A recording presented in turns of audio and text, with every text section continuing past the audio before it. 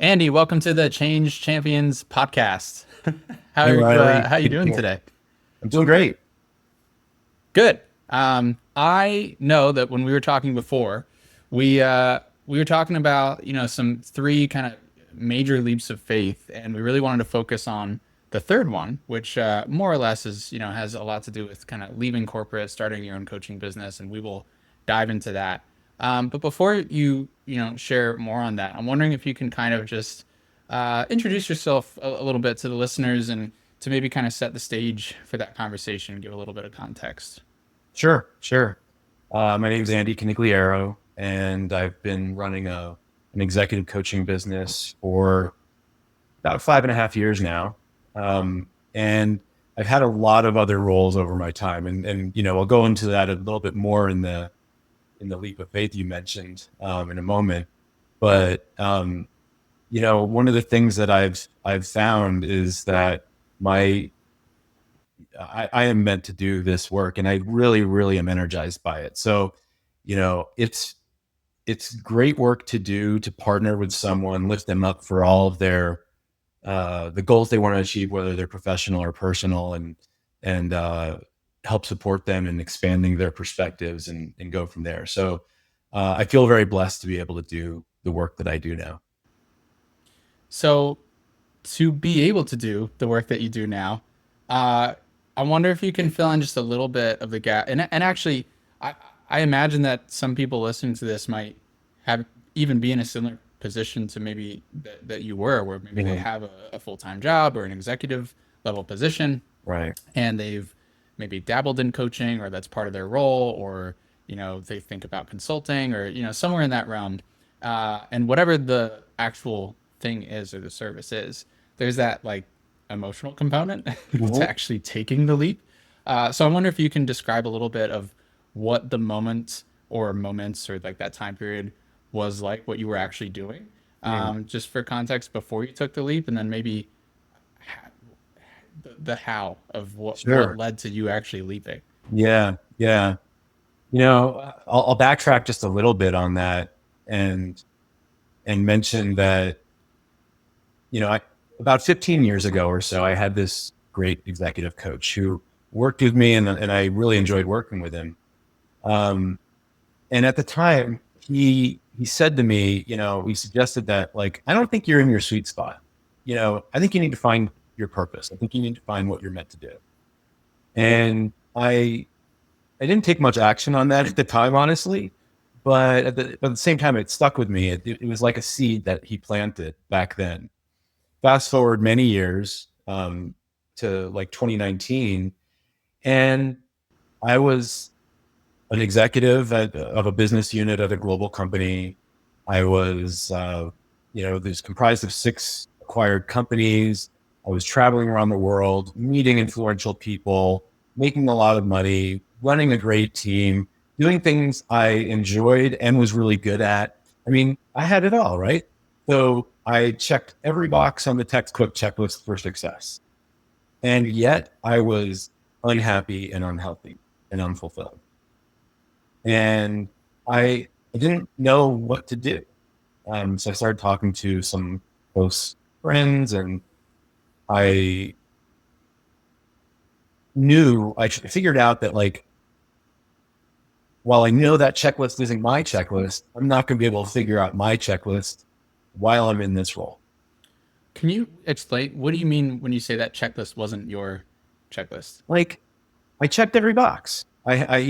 All the different things you might find that say, "Hey, you're a successful executive. You should be happy. You're making great money. You're having influence. You're traveling the world. You're doing all these great things."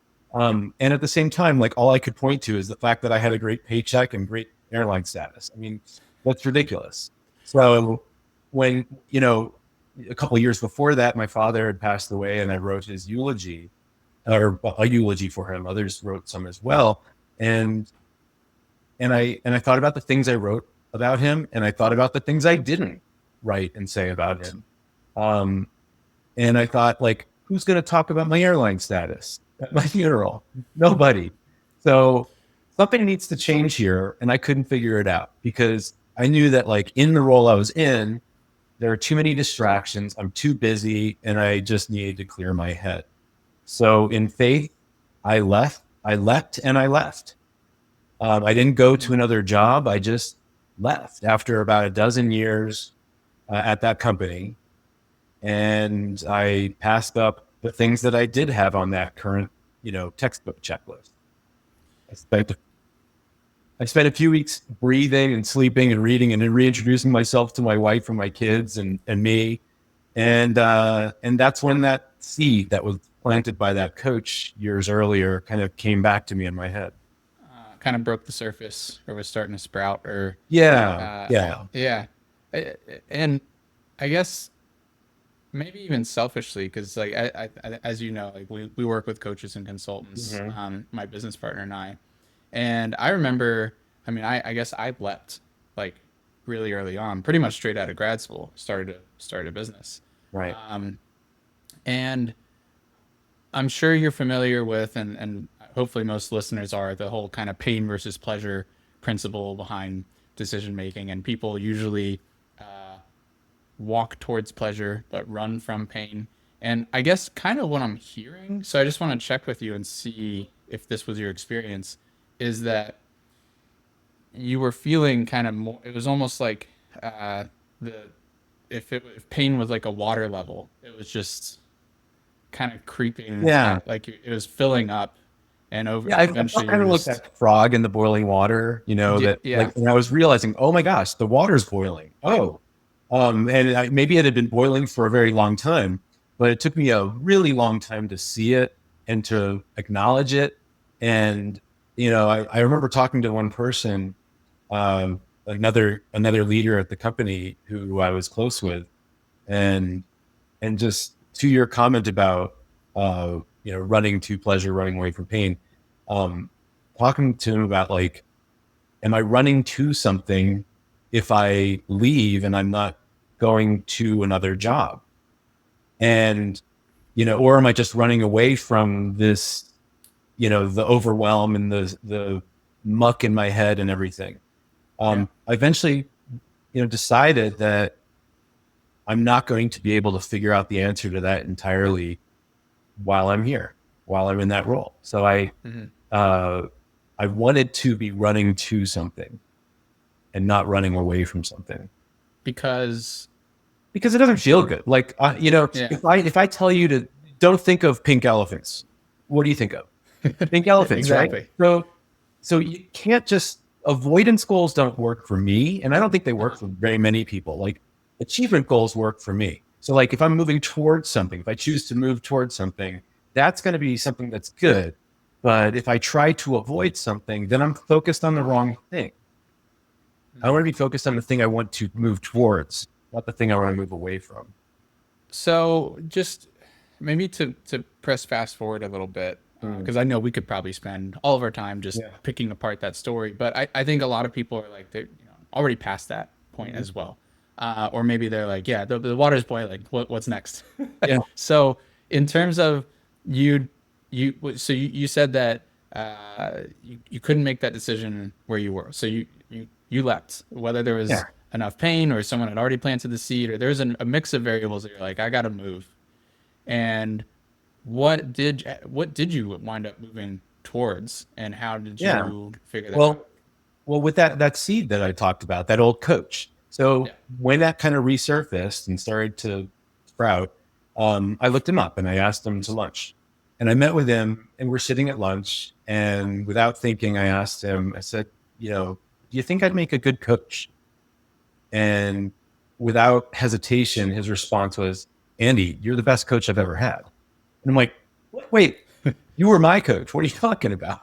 And he said, yeah, but how much I learned when we were together, how much I got energized to grow my own business, my own coaching business. This is him talking, was something that I got tons out of our conversations and our work together. And I was like, huh, that's interesting. So that was kind of like one of those things that, I had a thought when I did that, reading and breathing and thinking when I had left in those few weeks that, the thing that brings me the most energy and that always did in any role that I've had, is connection, is when I'm working one-on-one with another person to, whether they're senior, peer, or junior, it didn't matter. Whether it was professional or personal, that didn't matter either. But sparring with another person on new ideas and perspectives and just kind of figuring out, possibilities and opportunities was something that really, really energizes me. And I just didn't know how to bring it to my professional life more formally, um, until really that conversation. 'Cause I'm not even sure I thought Yeah. about it before that conversation, honestly, too.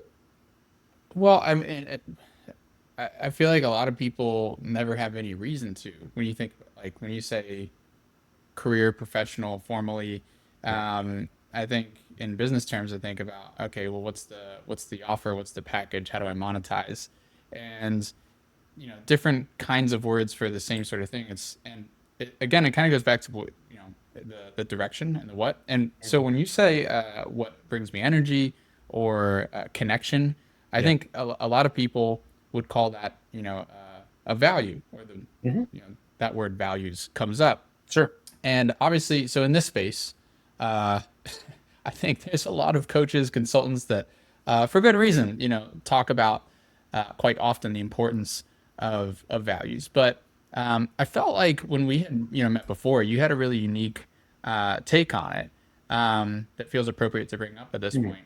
You had said that it's about finding, or not just finding out what matters to you, just kind of Mhm. what we're talking about here, but also you said it's it's the what's it for and what it represents. Oh, yeah. And I'm wondering if you can explain exactly what that means. Yeah. I think that, there's so many things that, we can get part of the way there in figuring out what matters to us, but wrestling with it, getting, recognizing and acknowledging that there are layers to those ideas and getting to the lower layers, getting elemental um, with what you value. And what I mean by that, like the example that you're actually alluding to, is money. If you take money, I work with a lot of clients, and I ask that, we work on things, and some of them say, when I ask them what matters to them, they'll say money. And typically when they say that, I'll break it out into two things. What is money for, and what does money represent? The first, what it's for, if you discern, you pull apart the pieces and recognize that it can be for multiple things. What is it for? It might be for providing for your family, for putting food on the table, paying your bills. But what does it represent? That's the one that's really interesting, and you have to separate it from the first one, because the first one's really important. We all need to support our lifestyle, and so it's very important. But at the same time, it really confounds the conversation on the other topic. What does money represent? So on that one, um, money could represent safety or freedom or power or recognition or stability or probably a dozen other things. But what does it represent for you? And because once you figure that out, you can often get it multiple ways. So that's an important piece. So, like, for example, like I might work with a sales team. I remember working with this one sales team once, and the leader said, everyone in who's going to be in that room wants a bigger paycheck and a bigger title. And I'm like, and he says, but I can't do that. I can't give everyone a bigger paycheck and bigger title. And so we basically did this exercise, and we found that, oh, one person, money represents freedom, another person who represents recognition, um, and et cetera. And with that, it allowed being able to identify that allowed them to look for opportunities to enhance and amplify freedom or recognition in multiple ways, not letting go of their desire to have a bigger paycheck or title or anything, but knowing that's not the only way to get them the fulfillment that they want. Hmm. Yeah. Does it make sense if part of how I'm hearing what you're explaining is kind of like there's like the, I don't know, practical or even just tangible sort of element. So that might be like money, for example. Sure. Um, but I mean, it could be lots of things. Money's an easy example, but Yeah. and maybe even it's like fitness is another easy Mhm. example. Um, so whatever that thing is, that's easy to define or you can be specific about. But then there's this thing in coaching we call the so what game. Uh, and you just keep asking so Making what fast and until you so get on. to the yeah, basically if it sounds like the deeper or inner or that like core level sort of value, whether Yeah, it's you talked about safety, freedom, whatever. exactly. Um, so it's almost looking at it from two sides to help you kind of navigate and Well, move it's like, forward. I don't know. I used a long time ago, way long time ago, I was an engineer. And as an engineer, uh, you're often given, um, people from other teams tell you what they need. And they usually say what they need in the form of, features they want or something like that. Hmm. But yet, in those cases, you want to question, get curious about it to understand what are you trying to get out of it? What is the impact you're trying to have? What are you trying to Yeah. problem are you trying to address? Because they might have an idea of something of a feature that can solve that problem, but as the engineer, I might have a different or better or alternative solution that could be easier to implement, faster to put out, could be better on the impact. I don't know. It could be a lot of different things, but pulling apart the how from the what or the why. What are you trying to achieve ultimately? Are you trying to achieve? I mean, let's go away from that engineer example back to what we were talking about. Are you trying to uh, are you trying to separate the implementation from the objective? Impact. Yeah, yeah. It's funny because that's so similar to some of the work that we do. We talk about features versus benefits and like the Mhm. Yeah. different ways of, and the common example is like, um, people don't. It's one we use. We say like people don't care about what kind of hammer you're swinging. They just care that you can nail something together.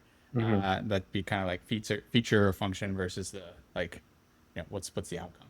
Right. And so, yeah, interesting take. And I feel like this kind of segues into something else you shared, and maybe we can like put this up on the screen for people watching, as I'm going to put it Sure. up on my screen as well. But it's called the leadership growth window, and Hmm. it's something you created. When did you come up with that? That was a number of years ago, right? Yeah. It was a lot of years ago. I was actually working. It's funny because I was working with that coach I mentioned earlier. Hmm. Um, and I don't remember exactly what we were working on, but uh, in the conversations we were having, we were debating something.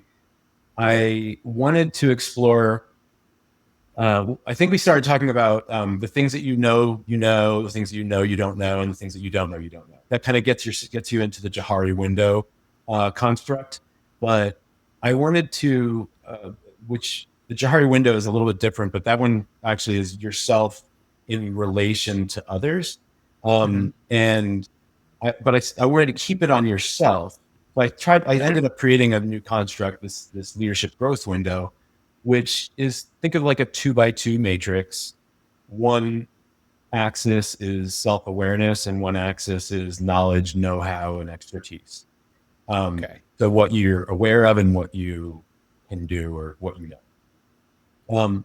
And so in that little 2 by 2, I found it really helpful to just explore each of the little quadrants in that 2 by 2 to uncover how should you direct your growth. And the punchline is that I believe you should, especially as you go further and further in your career, you should direct your growth towards awareness more than knowledge and know-how. Why? Because kind of like an incremental unit of growth in awareness is, I contend, is more valuable than an incremental growth in knowledge or know-how. Hmm. Okay. So let's break this down and like talk Mhm. through it for people Sure. because it seems like the again feature versus benefit, the ultimate outcome here, because we were talking about kind of values and finding out what matters to you and the same way that it's interesting because the same way that as an engineer or in sales you need to think about what's important to the other person, what's the outcome, Sure. but in this conversation we're actually like even just for yourself you still got to do that same work. Like, what does that look like for you? What are your actual values I think you said on like an elemental Yeah. level. So it seems like this tool can be useful, obviously, in accompanying coaching, as like you've experienced yourself. I think the best coaches get their own coaching. That's a different conversation. So this tool in particular, it seems like it will help you determine what your actions should be or where your focus should be. We all have a limited amount of time, energy, resource. And Sure. so figuring out where to put that, super useful. And so if we are looking at those axes, so if someone's looking at this right now and they're looking at the maybe low awareness Mhm. quadrant or Okay. section, Yeah. uh, and what are the quadrants? I guess because it's two by two for Yeah. low awareness when it comes to the expertise Sure. side of things. So if you're not aware of something that you know how to do or that you have, like for example, I used to work with someone who was a loud talker. She kind of Okay. very naturally high volume, and it impacted um, a lot of things. So, but she didn't have a great awareness of it. Mm-hmm. And so she kind of operated in the dark. This is a place where you're a bull in the china shop. You don't necessarily know the impact that you have. So if you Mm-hmm. grow an awareness of something that you have or do or know, then you can operate with intention instead of in the dark. And that's when you bring something into kind of more of a flow state. So that moves you from the unaware column quadrant over to the awareness column, um, in the area where you have a skill or a trait or something like that. And for Yeah. like that example that I gave, she shouldn't go and make herself talk more softly necessarily if it's totally unnatural for her and just takes her away from being who she is. What she can do is own it and name it, and just bring it out in the forefront so that it can be something that it's part of her, and it disarms that particular potential derailer from a conversation in a room, or her ability to like take over unintentionally a space. Well, and with flow, because that's like my wheelhouse. We're talking like a sports psych term, but Mm. it seems like you might also say, I mean, potentially or eventually use the word mastery. Like when you talk about doing something with intention, Mhm. it's like if you're not a, I don't know how that's possible without without awareness. So, Right. um, you might you might already have a skill, but if you don't know actually how to apply it or where to effectively use it, this might be a super lame analogy, but it's what's coming to mind. Mm. Have you ever seen or watched X-Men or any of the, I or at least watched the maybe one comics or or two of something? them. There's I don't even know. It's not my thing, so I don't know. I don't know his name, but I think it might be like Cyclops or something. It's this guy that's got like laser vision Okay. uh, as his superpower or something like that. So anytime he opens his eyes, you just destroy everything. And it wasn't until he got some, I don't know, goggles or something where he could actually control it, and now he became a superhero or an X-Men or whatever, because he actually had some awareness and some. I mean, I don't know. For me, I might start to. It makes me think of a skill like awareness itself. I'd almost call a skill, but I guess Sure. it's more of like I mean, the it's just as powerful, if not more, yeah. because you certainly may continue to learn skills throughout your career and life. Of course, different skills, gain different knowledge. That being said, at least as you apply it to your profession, um, when you when I go from I live in Colorado, and if I want to go to New York, I go buy a plane ticket. Why? Because I'm aware that I don't know how to fly a plane, and I don't own a plane, and I don't plan on learning how to fly a plane. So I go and buy a ticket, and I do so. That's the first thing I do. But, you know, I could go decide to learn how to fly a plane and get access to one and then fly myself. That's not necessarily a good use of my time, resources, energy, anything, money. And so when you are going down to the awareness section, but on the knowledge you don't have or skills you don't have. This is a place where if you grow in awareness, you grow in your ability to proactively resource something instead of reactively respond. So like I proactively go and buy a plane ticket because I know that I need someone else who knows how to fly a plane. Um, that's kind of a silly example, but I mean that's kind of the point. Is that there are ones that happen to us every day though, and when I identify something that I don't want to or need to grow in my ability for to be able to do, so let's say that I um, am not the best product person in an organization to be able to develop a product or pricing or rates or packaging or whatever. Mhm. Well, I could grow in that area, or I could go and tap someone else who is great at that. Or, oh, here's a better example. So when I was in that business unit, I was effectively the CFO, COO of the business unit. And I am more of an FP&A type finance person, a financial planning and analysis person, as opposed to an accounting person. I don't have a lot of accounting skills. I know enough to be dangerous, but I don't know that much. And so I could go and grow in that area and learn, but instead I wanted to make sure that I tapped an excellent controller or an accountant to be able to be the best in those areas so that I don't have to go and learn those areas. I just have to know the hooks and when to engage that person or those people to take the ball and run with it. So it seems like, I mean, this is where we're trying to move from unaware to aware. And if just to recap for my own knowledge here, if you are low expertise, I'll Mhm. use that word because it Sure. seems like knowledge and skill goes Yeah, together sure. there. So if you're low expertise and not very aware, then you're gonna react rather Right. than yeah Just inefficient to because say you're that either again. going, it's inefficient because you're either going to Inefficient. Yeah. address that situation slowly and ineffectively, um, or you're going to um, be too late to address it. Well, and if it seems like that it can ladder up as well, right? Because Mhm. if you are increasing your awareness, then you now, with the awareness, can decide if you want to outsource or Yeah, buy a plane ticket or learn the skill of flying your plane. Which I know sure. that's a crazy example, but and then same thing. So if we go on the other side, you already have the skill, but you didn't even really know you were doing it or had it. Um, Again, without the awareness, you're not able to operate in flow because you. It almost sounds like Right. I'm being repetitive by even saying why, but it's because if you don't know that you're doing something, how can you ever become an Yeah, expert or really you're master it? operating in the dark. Yeah. In those cases. Okay. So this is something you used and developed like for yourself. Did you ever use this in your own coaching practice for like a client as well?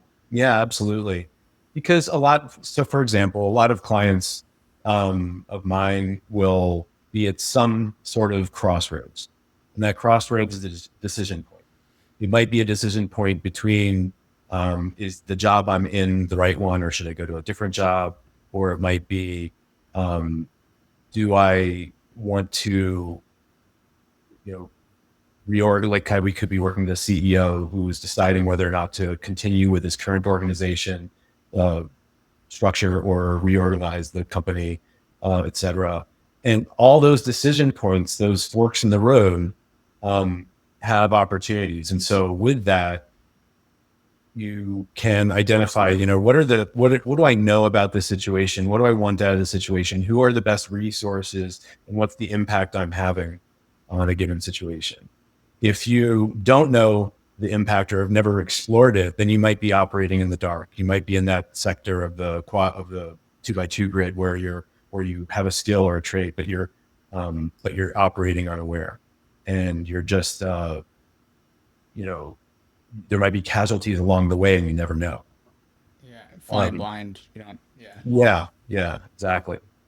Um, and this, oftentimes, I'll use this construct to give people a little bit more clarity on how to be more curious. because a common thing in coaching is to engage your curiosity and just energize around being more curious, asking more questions, being um, taking in more data, more information. Now, what's that information for? That information might be for doing something, might be for making a new or different or better decision, or it might be for gathering more perspectives to have a more kind of like a stereo vision on a particular situation, to have more depth perception around the impact of the decision that you make. So there's this theme that I feel like emerges out of all this, which is maybe in one word, it'd probably just be intention. And I guess maybe the next question that comes to mind for me might just be why? Why does that? Why does intention even matter? Or what is actually useful or valuable or important about that? And I don't know Mhm. if there's an answer for everyone, but maybe just from in your own experience or Yeah. your own coaching practice, you could give your I guess perspective on that.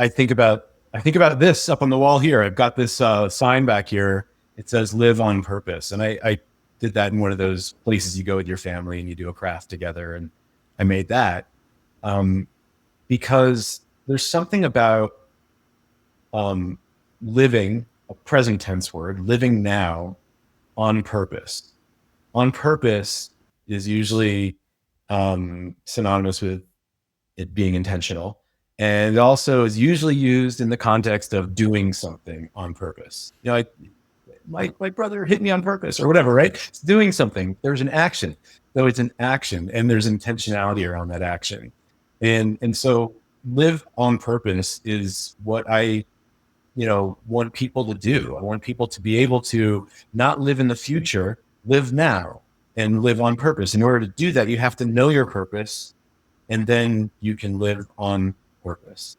So it is about being, and it's not resting on your laurels. It is active, as you said. Like there's intention and action around it.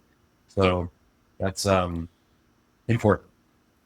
It makes me think of a professor that I had in undergrad, and he used to always mix this up. So hopefully I say it right this time. But I remember he was one of those like just chock full of life quotes, wisdom, Yeah, gray beard, old man vibes. And I agree with you. he Right. he well maybe you can something to live up to for sure. He said something along the lines of what you do determines who you are, and I always mix up the order of that, but even that I think can be debated. But it sounds like that's what you're saying is that in order to decide who you are, you have to determine what to do, and those things are gonna those things almost become Yeah. one and the same when you can act on them, when you can execute, and that's what living is, right? It's the doing things, being things. I don't know how you can Yeah. be something without evidencing it. Yeah. I think about that, Mexican fisherman in the banker example, a parable about, um, Can you share it for listeners that have no idea what you're talking about? okay, sure. From my recollection, I'm sure I'm going to miss parts, but basically, there's a fisherman, a Mexican fisherman on a small boat, and he's at a dock, and there's a big yacht next to his boat, and the banker is on the yacht, and he leans over and he says to the fisherman, "What are you doing?" Um, I'm gonna relax. I'm gonna go out and go fishing and take care of my family um, and enjoy the water and uh, gather some fish and then sell them and life is good. And the banker says, well, if you took those fish that you got and you sold them instead of eating them, you could invest in getting more boats. And if you had more boats, you could, um, and it basically it's a circular conversation. I won't go into it that has this banker talking about all the expansion an opportunity that the fishermen could have in order to get more boats and to make more money and to make more and have a bigger like empire of fishing, to ultimately one day be able to have a great, amazing exit and be able to buy a small fishing boat and go out and enjoy the water and fish and be able to, get a few fish and support his family and enjoy the day. So it's like, all right, well, um, why live for tomorrow when you can live today and our days are not guaranteed.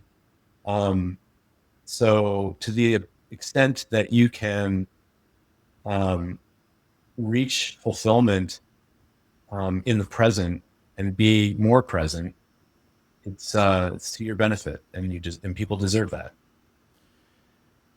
I, I had a friend that passed away when I was, I think, 23. Mhm. He was uh, hit on a motorcycle. I don't even know if he made it to the hospital. And I remember going to his service, and I mean, it was like one of those like party churches. I mean, it was like it felt like 1,000 people were there, Mm. and he was just friends with everyone, like a social butterfly. Yeah. And I remember one of like the big like takeaway messages. He was a guitar player, and he really liked Switchfoot. And there's this lyric that one of my other friends, I think, actually got tattooed like on his arm or his ribs or something like that. Mm. And no idea what the song is actually called, but the lyric is "Life is short, I want to live it well." And it feels like that kind of, unfortunately, I feel like so many of us need those wake up calls to to get to like cement the lesson or to experience it for ourselves. Yeah. And whether fortunately or unfortunately, I feel like most people will eventually get some of those lessons throughout their lives. Sure. But it feels like that's the same message that you're kind of talking about of, the what's behind your head here, live on Live purpose. on purpose. And it takes. It sounds like you're saying it also takes work. Like you can't just Absolutely.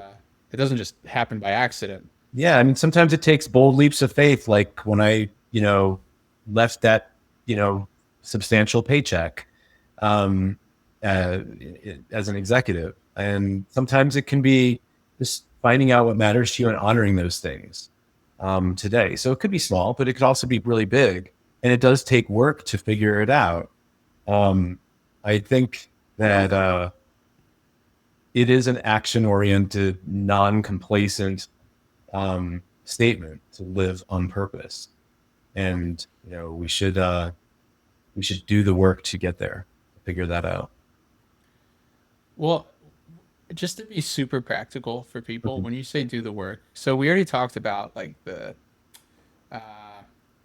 tools, Sure. the leadership growth window, the coach, get yourself a coach. Mhm. But in terms of maybe at the risk of sounding a little like woo woo, the inner work or the deeper work or the or maybe I shouldn't even put a label on it. Are there any other components to when you say do the work? Like maybe you can speak from your Well, experience I of can tell you, what does that look like? yeah. You know, I like little phrases, little pithy phrases, and sometimes they speak to me a lot. And it's hard to define how to really figure out what matters to you. But if I looked at, um, kind of a theme, sometimes when I used to be in my old finance roles, I used to try to theme every year. Oh, this year is about growth. This year is about stability. This year is about whatever. And then when I was um, leaving that executive role, I thought about kind of a pre and post theme. What's the theme before? Well, my whole career I could summarize as resume work, things to add to my resume, to build up a resume. And then after, I tried to think of it as eulogy work. Going back to that story about my dad that I mentioned earlier, I thought about what would I want someone to speak about at my funeral someday, Mm. and it wasn't the airline status. So it was, what should it be? Well, to me, it should be things that are meaningful and lasting, and connecting with another person one-on-one. And instead of, selling an amazing product to a million people that'll do great things, I want to impact people one at a time. And that's not less efficient. It might be more powerful and impactful and lasting. To me, it is. And so when I thought of eulogy work, and honestly, I don't really know what order it came in, but Mm. it works both ways. Maybe if someone else were to think of what's their eulogy work, what would you want someone to speak to at your, funeral someday? What is and you might come up with something that's entirely different than what you're spending your time on. And maybe not, maybe you're doing that thing and you don't recognize it. And now, so here's the thing, like, let's just talk about like reactions versus responses. A lot of times I work with leaders to simply shift from reaction to response. What's the difference? A reaction is reflexive. A response is intentional. You opt into that. You make a choice. And by going from a reaction to a response, you might actually respond the same way you would have reacted. But the difference is that in the reaction, you don't own it. It's reflexive. And the Yeah. response, you are choosing to make that response.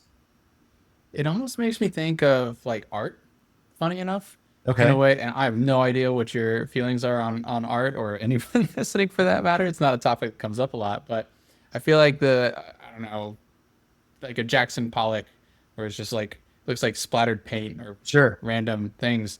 I think sometimes people devalue what I'll just call, modern art because it just Mm. seems like, oh, my kindergartner could have done, or I can replicate the same thing. But I think the replication kind of speaks to what you're saying, where it's like, can you intentionally do something, or can you intentionally go through the process, or can you? There's an element of that intention there, or the purpose, where it's Mhm. like you are doing something presently, and I think that's kind of the difference. It sounds like what you're describing here as before you said, how did you put it? You said you don't want to live in the future or live for the future. You want to live in the present. But it sounds like what you're describing is almost, in my words, almost kind of marrying the two together in this beautiful kind of artistic sort of way where you're saying, actually, I'm going to reflect on future Andy Mhm. and my like eulogy, right? Like Yeah, you're still sure. thinking of the future, but bringing it into the present so that you can, I guess, live the most, maximize and live the most kind of fulfilling life that you can. Yeah. Well, I think you're right. It's a good distinction. I hadn't thought about that, but you're right. I mean, the you're creating kind of a vision for who you are or who you want to be, and you're figuring out the being before the doing, instead of just the doing before the being. So, who do I want to be, or what do I want to have someone speak about at my funeral, whatever, that sort of thing about me. Mhm. Um, and then figuring out, am I being that? Am I doing those things that lead me to towards that vision? Um, and I don't know, I'm riffing on this a little bit on the art topic, but I think about my son as an artist. He's really good. He has a very different style. He's incredibly accomplished on a lot of fronts. But I am a person, I'm pretty structured. And so when I look at some of his art, and it's it's um it's looser, it's freer, and it's amazing. And I could never do it. I have zero ability to do that kind of stuff. Um, but I would never even conceptualize some of the things that he comes up with, the way he comes up with them. Um, I would conceptualize them very differently. And it's a beautiful thing to get comfortable looking at his vision for what he wants to create, and then seeing him create those paintings. Um, and just experience someone who operates in such a different way than I do.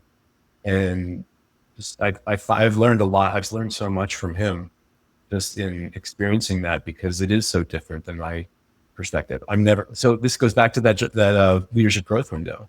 I'm never going to go and try to learn how to do the art that he does the way he does it. I'm just going to grow in my awareness and my ability to expand what my definition of art is, beyond what I would normally be able to potentially create, to things that he can create and beyond that. And so it expands my own awareness, and it opens up my eyes to so much more beauty that I don't see today because he sees the world in a different way. Love that. An artist in the family. I had no idea. Yeah. So, I'm yeah, I'm conscious of time, and I might be opening up a can of worms here. And if I am, Mm. apologies to you and the listeners. But I feel like there's one last thing I wanted to kind of hit home here, and to preface, before you talked about how you know you were the boiling frog, and there's a lot of like pain building up that led to the scary moment of kind of taking a leap of faith and leaving a very comfortable, high profile job Right. to starting your own thing. And you also, that was like this one really pivotal moment. So it was really scary and painful. And then you also talked about losing your dad, and as someone who also, like, I lost my dad. He was 56. He Mm. was really young. Um, and I can relate to that. It's also super painful. And I remember before you were sharing, that so there's some good that comes from these things, but you had also shared with me before we started recording here that um, you had gotten a DUI and you had called that a gift. Yeah. And so I'm wondering for, it sounds like there's a pattern here, but definitely there's a gap in my mind, and potentially, for people listening of how have you, maybe the third time's the charm for someone listening, that you can explain how you turn this seemingly negative thing into a Right. positive. I wonder Yeah, if you absolutely. can touch on that. Well, I think, I'm going to pull up just for a second on this and I'll go there. Um, but we've been talking a lot about how you should live on purpose and be fulfilled today. And then an obvious next question is, okay, what do I do to be fulfilled, to feel fulfilled? And there are things to do, but you shouldn't have to do things in order to feel what you want to feel. If you can decouple your feelings from your situations and not be your circumstances, but be your strengths and be all that you can be, um, that'll help you out in being and living on purpose and living in fulfillment and all of that. And so one of the ways to do that is to accept that there's a gift in every situation. Hmm. And I used my DUI as an example. That, I mean, it was a really nasty situation. I totally own uh, my role in that. It was I made a huge mistake. This is back in late 2014, and um, it was bad. It was really bad. But thankfully, I didn't injure anyone physically, or myself. I ended up parking my car in the middle of an intersection at 2 a.m. and falling asleep until a policeman rapped on my window and arrested me. And it was expensive. It was embarrassing. I had so much shame around it. And, a week later, I was in my office and I hadn't told anyone, I don't think. And it was around the holidays, and four of my direct reports each bought me a bottle of scotch.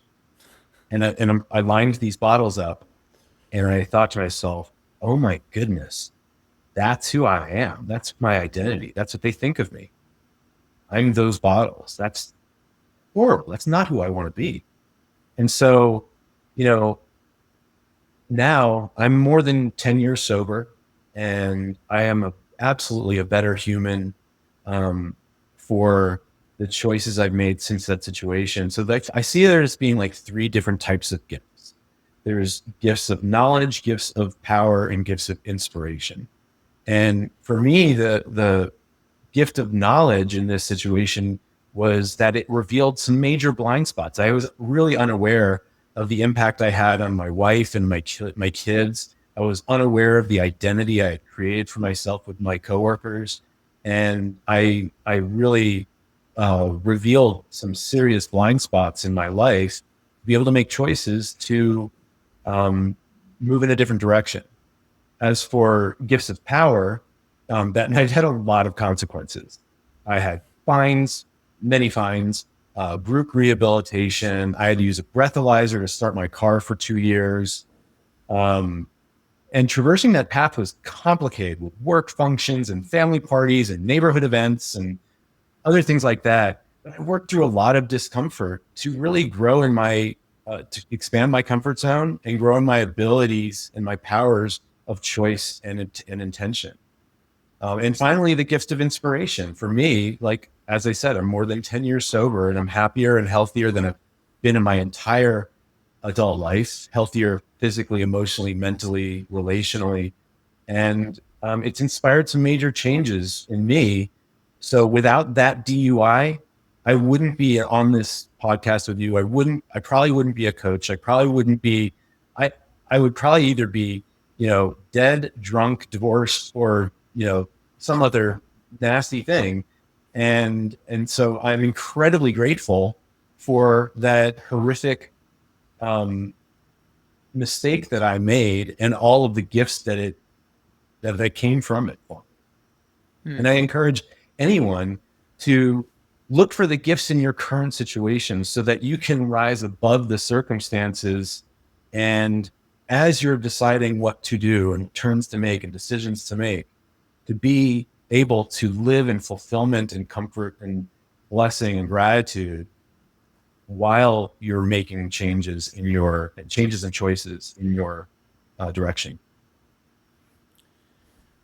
Well, Andy, I appreciate you sharing that particular story and reflection with us. And also, it's funny the leadership growth window. It makes me think of perspective and the lens in which you you view life and see life. And it sounds like that's kind of central or at the core or the heart of who you are, what you're doing is shifting that perspective, giving people that perspective, and a lot of that obviously relates to makes sense that you're in coaching. So all that said, if someone wants to hear more or learn more, I know you have lots of musings and writings and tools and Yeah. tips. And if someone wanted to see any of that, or if they needed a coach themselves, or they're thinking about working with someone, how might someone find out more about you or get in touch? Where should they go? They can go to my website, which is bearingpointstrategy.com. Find me on LinkedIn. Actually, right now, one of the things that I'm doing these days is I'm every week I'm putting out what I call a post-it perspective, and it's a really short thing. It's intended to be for someone to take a screenshot of it or recreate on their own post-it note for the week and use it as a an inquiry or a tool or a way or a question to use throughout the week to just see if it resonates and see if it helps you overcome some obstacles. And so you can find those on LinkedIn or on my website as well. Love that. As someone who has post-it notes all across my desk here and behind your head on my screen, I Yeah. like that. That's awesome. Yeah. Uh, well, Where it came from, I, by the way. I just want to say thanks again, and for anyone listening, I hope they do reach out because you or at least take a look at your post-it perspectives because that's a great idea. And yeah, thanks again for taking the time, Andy. Appreciate Oh, it. thank you so much, Riley.